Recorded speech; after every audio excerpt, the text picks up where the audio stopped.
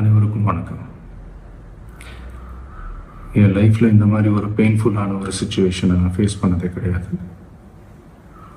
மனசு முழுக்க வலி வலி மட்டும்தான். இந்த சுற்றுப்பயணத்தில் என்னென்ன மக்கள் பார்க்க வராங்க, அதுக்கு ஒரே ஒரு காரணம் தான் அவங்க என் மேலே வச்சிருக்கிற அன்பும் பாசமும்.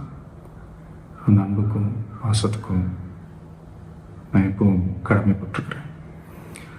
அதனால தான் இந்த சுற்றுப்பயணத்தில் மற்ற எல்லா விஷயங்களையும் தாண்டி மக்களுடைய சேஃப்டி, அதில் எந்த காம்ப்ரமைஸும் பண்ணிடக்கூடாதுன்றதுக்காக தான் அது என் மனசில் ரொம்ப ஆழமாக இருக்கும் அந்த எண்ணம்.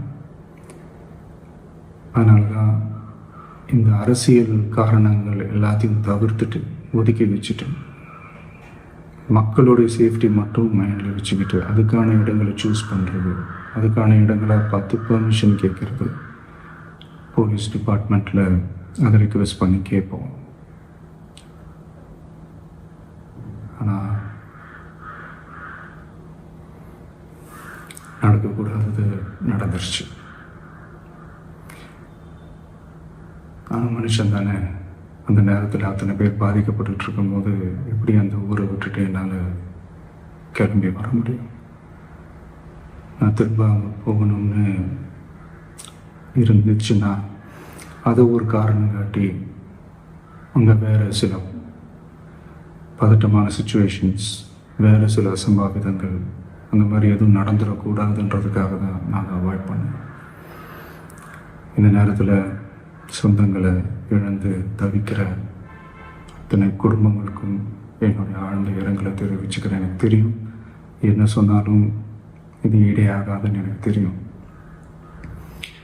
ஹாஸ்பிட்டலில் ட்ரீட் பண்ணிகிட்ருக்கிற எல்லாருமே சீக்கிரமாக க்யூர் ஆகி வரணுன்றது இந்த நேரத்தில் நான் வேண்டிக்கிறேன். கூடிய சீக்கிரமே உங்கள் எல்லாரையும் நான் சந்திக்கிறேன். இந்த நேரத்தில் எங்களுடைய வலிகளை, எங்களுடைய நிலைமையை புரிஞ்சுக்கிட்டு எங்களுக்காக பேசின அரசியல் கட்சிகளை சார்ந்த நண்பர்கள், தலைவர்கள் அனைவருக்கும் என்னுடைய நன்றியை தெரிவிச்சுக்கிறேன். கிட்டத்தட்ட ஒரு 5 மாவட்டத்துக்கு பிரச்சாரத்துக்கு போனோம். இந்த மாதிரி எதுவுமே நடக்கல. ஆனால் கரூரில் மட்டும் ஏன் எப்படி நடக்குது, எப்படி நடக்குது? மக்களுக்கு எல்லா உண்மையும் தெரியும். மக்கள் எல்லாத்தையும் பார்த்துக்கிட்டு இருக்கிறாங்க. கரூரை சேர்ந்த அந்த மக்கள் அந்த உண்மையெல்லாம் வெளியில் சொல்லும்போது எனக்கு கடவுளே நேரில் வந்து இறங்கி அந்த உண்மைகள்லாம் சொல்கிற மாதிரி எனக்கு தோணுச்சு. சீக்கிரமே எல்லா உண்மைகளும் வெளியில் வரும்.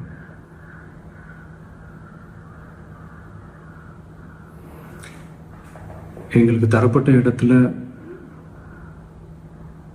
நாங்கள் போய் அந்த ஸ்பாட்டில் நின்று நாங்கள் பேசிட்டு வந்தோம். அதை தாண்டி எந்த தவறும் எங்கள் சைடில் நாங்கள் எதுவுமே செய்யலை.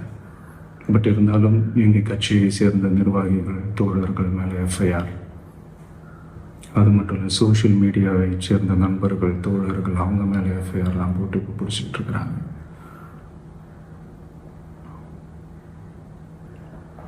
சிஎம் சார், உங்களுக்கு ஏதாவது இந்த பழி வாங்கணும் அப்படின்ற எண்ணம் ஏதாவது இருந்துச்சுன்னா என்ன வேணாலும் பண்ணுங்க. அவங்க மேலே கை வைக்காதீங்க. நான் ஒன்று வீட்டில் இருப்பேன், இல்லை நான் ஆஃபீஸில் இருப்பேன். என்ன வேணாலும் செய்யுங்க. நண்பர்களே, தோழர்களே, நம்மளுடைய அரசியல் பயணம் இன்னும் ஸ்ட்ராங்காக, இன்னும் தைரியத்தோட கண்டினியூ ஆகும்.